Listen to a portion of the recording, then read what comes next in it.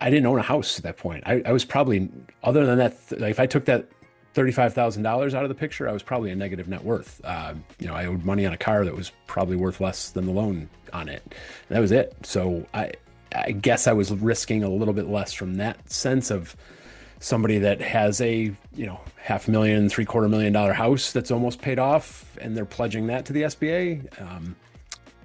But at the same time, I really feel like when you control the decisions, you control the business. As long as you've done your research and done your homework, it's up to you to pivot and change and do what needs to be done to get that business to survive, rather than sitting in a cubicle and waiting for your manager to hand you a pink slip and tell you that you're no longer needed. Welcome to the Acquisitions Academy podcast. This is where we connect with business brokers, SBA lenders, exit consultants, and deal makers who are in the trenches of buying and selling businesses every single day. Our community of business owners are learning how to do deals, build wealth through acquisitions, and create passive income through joint ventures with our M&A partners.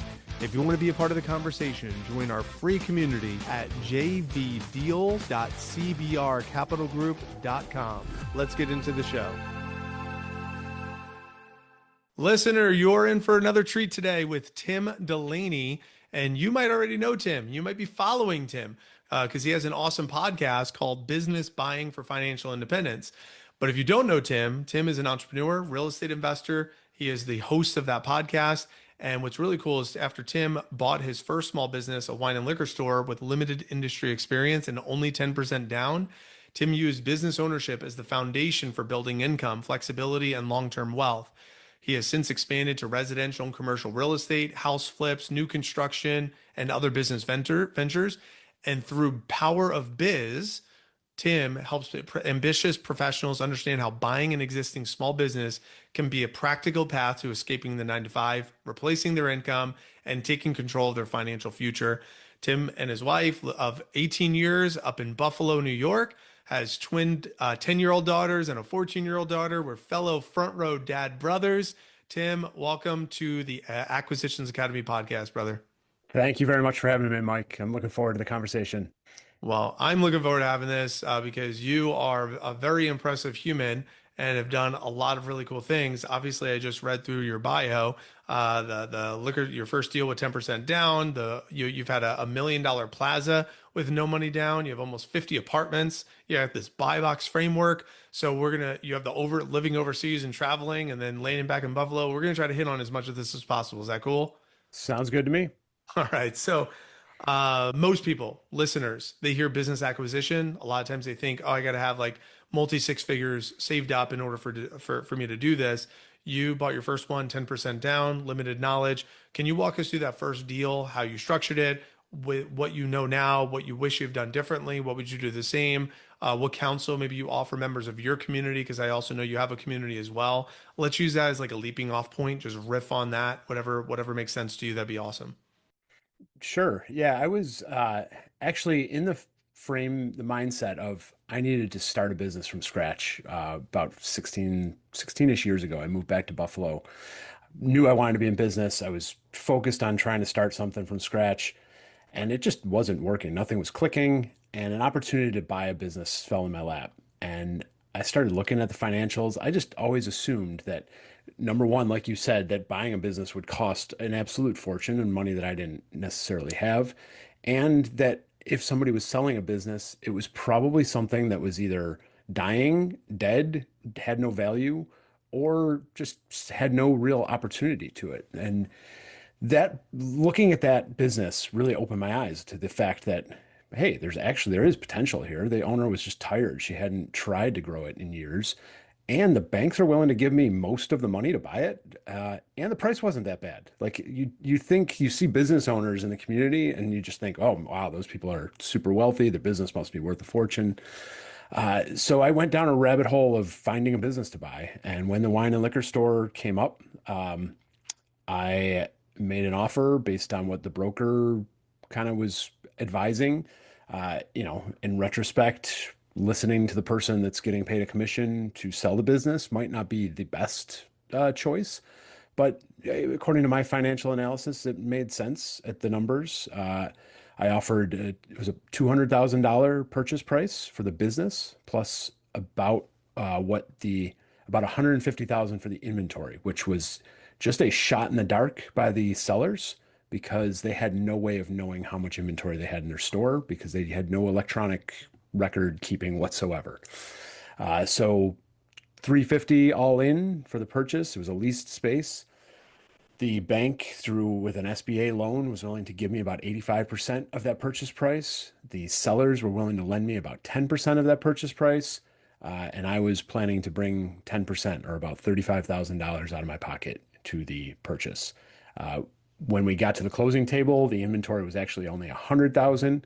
So I ended up with some extra cash at closing as well. So in theory, I could revise my numbers and say I didn't need that full 35,000 as well, but it was good to have the extra cash going into the deal. So when you go and get into the corridor of next steps, so you get this deal, what happens next? Like, are you freaking out, or you're like, no, I had my business plan ready to roll. I was like day one ready to execute. Like, what was that the next phase for you? Just curious. Yeah, so I had six, 7 months between offer accepted and closing, which gave me a lot of time to think about the business and create a business plan. In fact, the banker kind of joked with me after the fact that I had the most comprehensive business plan he's ever seen for a small retail store. I went through every detail that I could, market research, marketing, laid out all my plans. And like I mentioned, there was one big key thing missing in that store was no electronic record keeping. So no point of sales. Yeah, they were using an old-fashioned cash register where you punch in the numbers. So if somebody brought a bottle of vodka up to the counter, the clerk would type in 999 liquor, bottle of, $10 bottle of wine, 9.99 wine. And it would calculate the sales tax, but it had no way of knowing what wine was sold or what liquor was sold. And so I was able to catalog all of the UPC codes in the store prior to closing. We did inventory the night before, and I had picked out a point of sale system, and I had it all set up ready to go my first day, which actually is 13 years ago today, the day of our recording. We got that new system, that new point of sale system was day one implementation.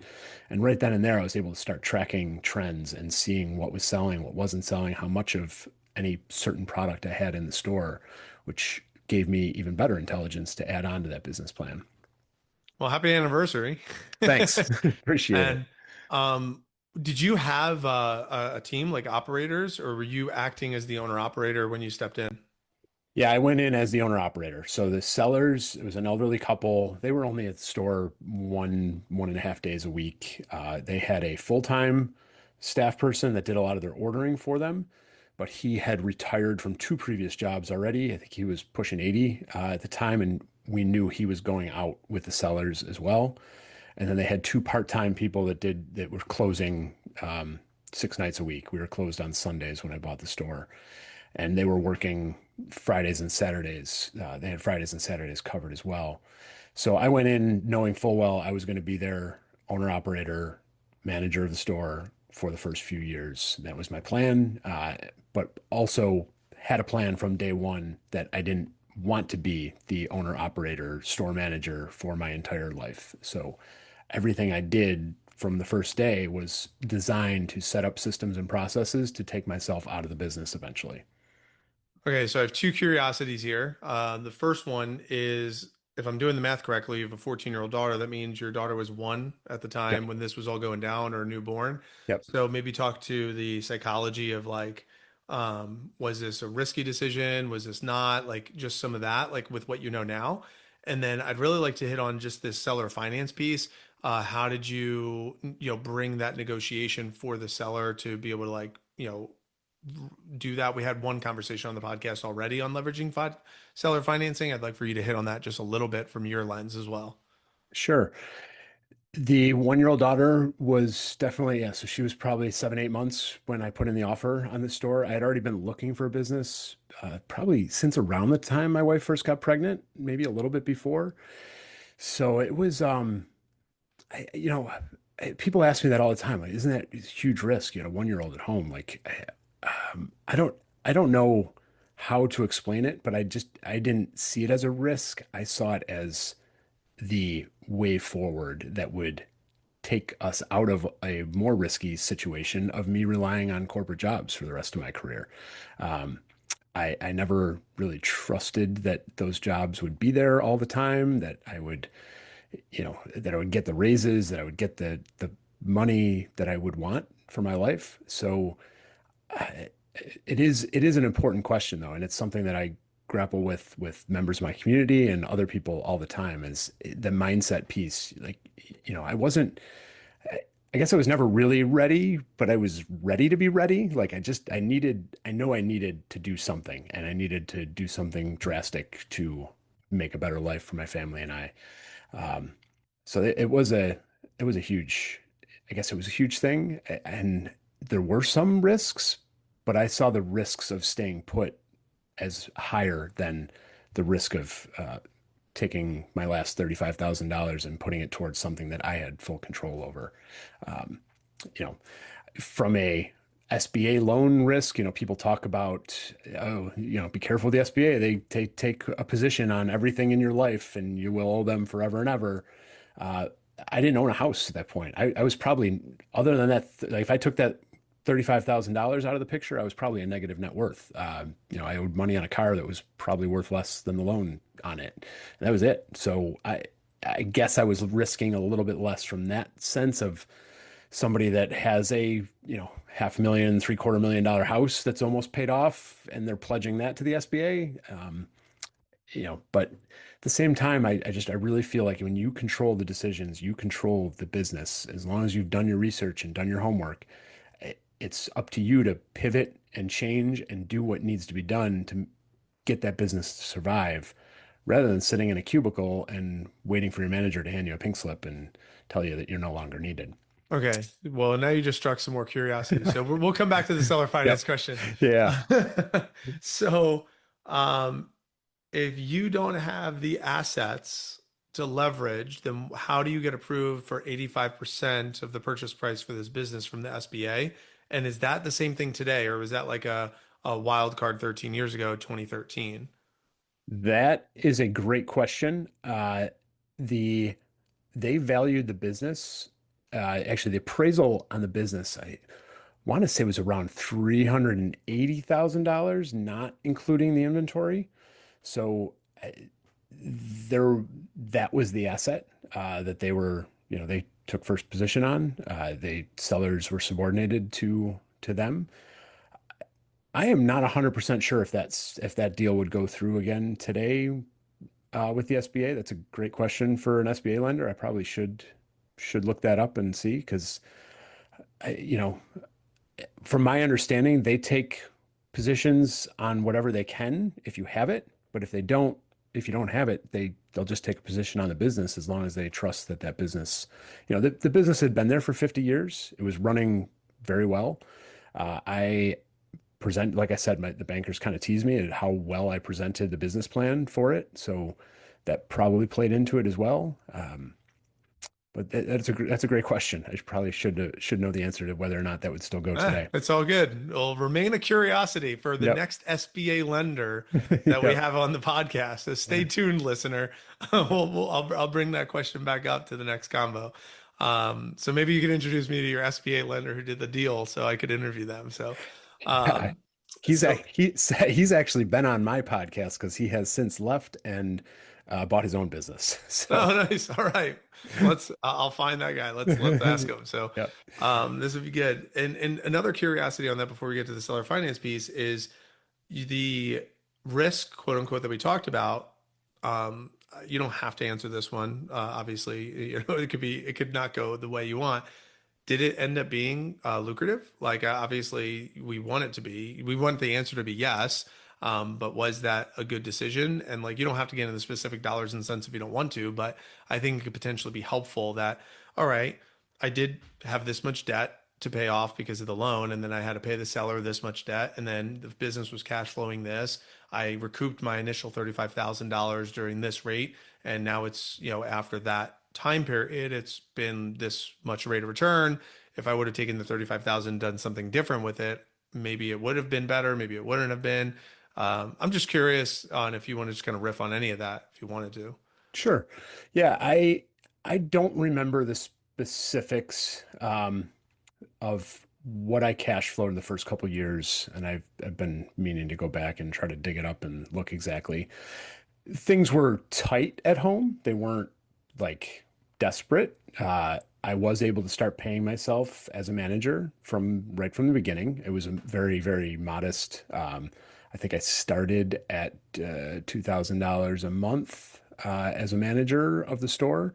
So we had some cash coming in. My wife was working. She was a CNA at a nursing home. So she was making a modest income. Then we were juggling daycare. Then we kind of worked odd shifts. My wife worked nights. So there were a couple days a week where my daughter was in daycare, which is not cheap for those that have had to deal with that.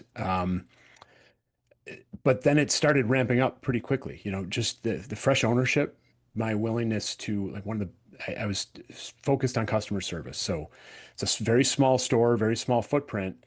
And one of the reasons I bought it was because I identified that the owners that had had it for 20 years before me were catering to a clientele that was kind of getting pushed out of the town. I shouldn't say pushed out, but the town was changing. It was kind of an agrarian area, a farming area, with a big factory down the street. And those farmlands were getting bought up by doctors and lawyers building very large houses. And the factory was changing from blue collar, you know, factory workers to highly paid engineers running CNC machines building parts for missiles and rockets. So the demographics of the people at the factory down the street were changing, the town was changing. I identified a new product mix that could drastically increase revenue and profitability very quickly. So I was able to start ramping up pretty quick. I recouped more than the $35,000 I put in the first year. I would say it probably doubled that in cash back to me. Again, partially because I'm the seller. If I had bought it as an absentee owner, it probably wouldn't have worked out as well. But it's one of the things that I advocate for people. I know there's a lot of business buying gurus out there that say, don't buy yourself a job, just buy a business. And I say, if it gets you out of a job that you hate or that you don't really like or you don't see a path forward in, then why not buy yourself a job if you see a path forward in that where you can get yourself out of it? So 13 years later, I'm in the store a couple hours a week, and it's still running very successfully. It still profits. I've did a kind of just a rough analysis recently of if I had taken that $35,000 and thrown it in the S&P 500 13 years ago, it'd be worth roughly, shoot, I can't remember now. It probably would have, doubled a couple times maybe, so a few $100,000. But the store now I have valued optimistically at around $1 million with inventory. So the wealth building aspect of it has also been very good. And it kicks off decent cash flow every year as well. So you have the cash flow, and then have you needed to leverage that equity position of this store in order to do like the $1 million plaza or some of the apartments or some of the things that you've done as well? Is that kind of part of that like flywheel? Great question. It has to some extent, not directly for any of the acquisitions, but it gives me that sense of cushion and comfort. I have a HELOC, I have a line of credit on the store that I can tap into for emergencies. I did when I purchased the plaza about 7 years ago now. So I'd owned the store about six. Uh, the seller financed 90% of it. I used a private lender to finance the other 10%. And I knew that was risky. There was very, very, very little cash flow from it. And I knew it's actually probably going to be negative once I factored in CapEx, capital expenses, and repairs and maintenance because it's a dated building. And I was right because within the first year, I realized I needed to do a 10,000 square foot flat roof, completely redo it. Just the repairs weren't going to make sense anymore. So I was able to take a loan against the store to do that roof because no bank would have given me a loan on the plaza at that point with how leveraged I was. So it's definitely contributed. It's not always a direct, this is what I'm using to go acquire other stuff, but that the cash flow and the available credit gives me a cushion to take more risk on highly levering the real estate assets. Got it. I know we touched on it very quickly. Anything you want to specifically go about the seller finance before we take a hard pivot? I know I was curious at the moment, and I'd love Yep. to hear your take on that, but Yep. I definitely want to get into some of these other things Yeah. that we talked about too. You are listening to the Acquisitions Academy podcast. If you're a business broker, SBA lender, exit consultant, or just someone who's in the deal making world and you want to connect with a community of business owners who are actively learning how to acquire businesses and build wealth through joint ventures, join us. It's free, no cost to you. JVDeals.cbrcapitalgroup.com. All right, back to the conversation. Yeah, I think that also that seller financing piece also played into the SBA. I think the SBA loves to see sellers financing a piece of the business because it gives them the confidence. And that was something that the broker actually had already prepared the seller for and kind of suggested it in the offering process. And that's, one of the advantages of an experienced broker too, is they can prepare the seller for things like that and just say, this is going to be it's going to help you get a better price because they're going to be able to get the loan from the bank for the amount that you want if the bank sees that you're confident in the business going forward. And so it was about a 10% loan. It was actually a slightly higher interest rate than the bank and the SBA at the time. And sellers weren't, they weren't thrilled about it because it wasn't any, wasn't like a meaningful monthly payment to them. But they understood it. They were good with it. And then I refinanced them out after 2 or 3 years. I took a little bit extra from the bank and refinanced them out and locked in the interest rate with the bank because when I bought the business, the SBA was a variable rate, and I knew that rates would start going up at some point. So, Okay. Well, I appreciate you clicking on yep, that. Hard pivot. I want to hear about this buy box framework. sure. Can you just kind of fill us in with what is this? How do you use this for an ideal acquisition target and maybe what that criteria looks like?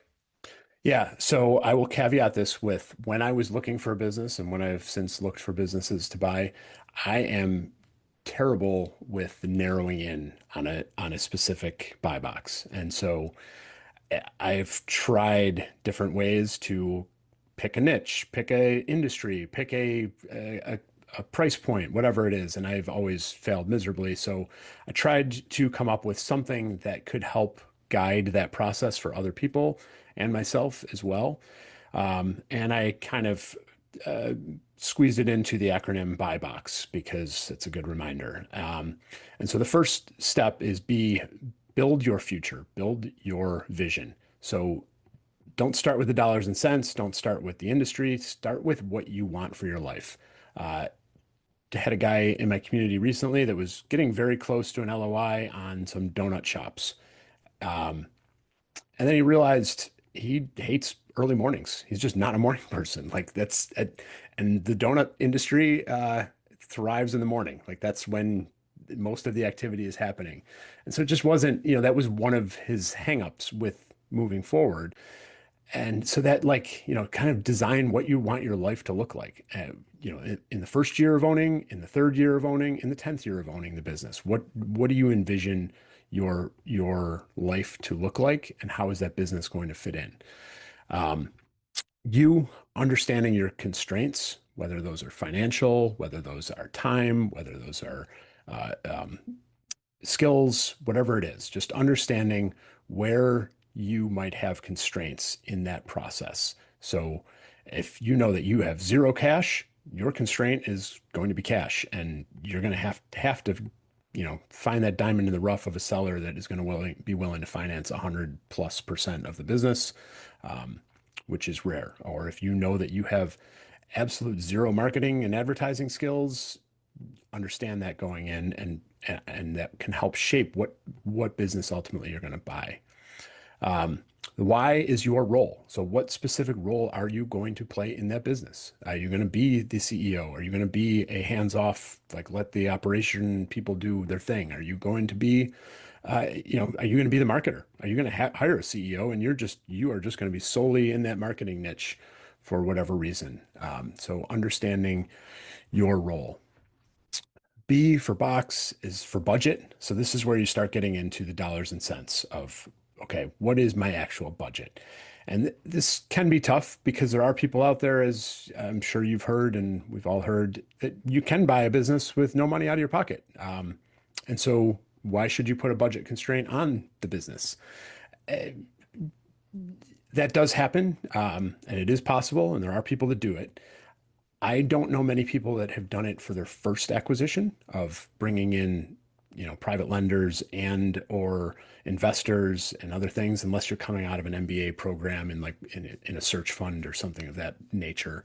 So figuring out what a realistic budget is. Again, I've talked to people where they thought their budget was infinite, but when it came time to actually start thinking heavily about that SBA loan or just a loan in general, they just weren't comfortable with that much debt. So that could be your budget constraint of, what is holding you back, budget wise. Um, the O is for opt out. So start making a list of the types of industries and businesses that you want nothing to deal with. For me, it's restaurants, bars, food service in general. I have no interest in those. It doesn't appeal to me. Even though, ironically, I did have a bar under contract at one point years and years ago. It's just not something that I would feel comfortable with. And for everybody, it's different. So make a list of all the things that you don't want so you can easily cross them off your list. And then the X is for execute. So get out there and start the search process, call the brokers, look at the listings, share what you're looking for, lay it out in a one-page document, a little bit of background on yourself, with all of those different factors so that they can get an idea of who you are and what exactly they should be bringing to you. Great. So we got buy box, build your future, understand your constraints, your role, budget, opt out, and execute. Is that right? You got it. All right. All right, listener, we got the framework.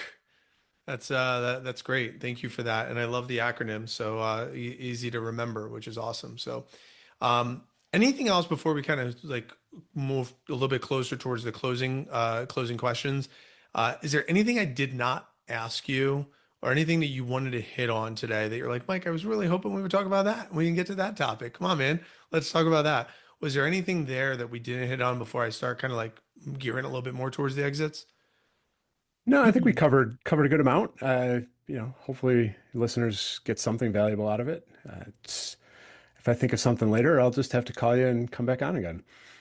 All right, deal. Well, I want to hit on some of the lifestyle stuff that you talked about. I don't know if that was before, around, during. You mentioned volunteering, working overseas. Landing back here in Buffalo, where you are now. So, if you just want to kind of click on what is it? What is this business acquisition space? What has that done for you as a family man with a business? What might it do for other people? What do you teach to your community and to your members that you have? And the real question that I have on the other end of that is, what are you hoping that your daughters learn from all of this, from them watching you as well? So it's a loaded question. That's why I'm ending with it, but go ahead and riff on that. See what comes up. Sure. My time overseas was before the business purchase. I was a Peace Corps volunteer in Guyana in South America, which is where I met my wife. The two of us lived in Ethiopia for a while, where I worked for a development project, kind of industrializing the country of Ethiopia. And through that, I learned a lot about the power of the economy on alleviating poverty and helping other people, providing jobs, providing resources, which is what a lot of people just want, decent paying jobs that they can feel comfortable with. Um, and through the Peace Corps service was just the value of serving other people and being, caring for other people. Today, the lifestyle that my business acquisition and subsequent real estate acquisitions has provided gives us the freedom to travel a little bit more than an average person. We just got back from 10 days in Mexico, kind of off the tourist tracks. We were in Belize last year. we go to Guyana frequently to visit my wife's family and try to expose the girls to the way other people live as much as possible, so they can see how fortunate we are where we are. Um, it's a constant debate as a discussion with other dads in the community and other people in general of whether or not it's either going to spoil them rotten or whether it's going to keep their eyes open to what they have and what other people might not have and how they can use our resources to help other people in the future. That is beautiful, man. That is really beautiful. And I really appreciate you sharing and just given all the framework, the context, the stories, the vulnerability. I mean, all of it is really great. So, Tim, thank you so much. I'm sure some people might want to stay in touch. You have a community, you have a podcast, you have resources. Where would you want individuals to stay in touch with you? Any of our listeners, anyone from, our community? How would you want them to stay in touch with you? Yeah, well, if they're listening to a podcast, the quickest, easiest way is to jump over to my podcast, Business Buying for Financial Independence, and hit the follow button. And I'm also working on a buyer's profile tool that I'll have up on my website for people that to kind of help identify what kind of buyer they might be or where they are in the stage of buying. You can find that at powerofbiz.com/acquisitions academy. Perfect. We'll make sure we put that in the show notes. And thank you so much again. I really appreciate you, Tim, for being here and for adding value to our listener. And hopefully, maybe some of maybe if you wanted to join the JV Deals community and you could bring some of the insights, and I'll have to introduce you to Elijah. Maybe there's some collab or something. But you got a lot of really great things going on. So looking forward to just seeing where the conversation can continue offline. So thanks so much, Tim. Yeah, that'd be great. Thank you very much for having me. And for all of you listeners out there, just do Mike a favor and go hit the 5 stars and leave him a review and rating on your podcast app because that really helps with podcasts. Oh, well, thank you. Yes, listen to everything. Not everything Tim has to say is good. Thanks so much, Tim. And Yep. listener, obviously, thank you so much for listening to the show. We don't have a podcast without you, so we really appreciate you. And stay tuned for the next one. That's a wrap on this episode of the Acquisitions Academy podcast. If today's conversation got you thinking about deals, partnerships, or your next move in the acquisition space, join our free community at jvdeals.cbrcapitalgroup.com. Connect with other business owners, submit deals, and stay plugged into what we're building. We'll see you on the next one.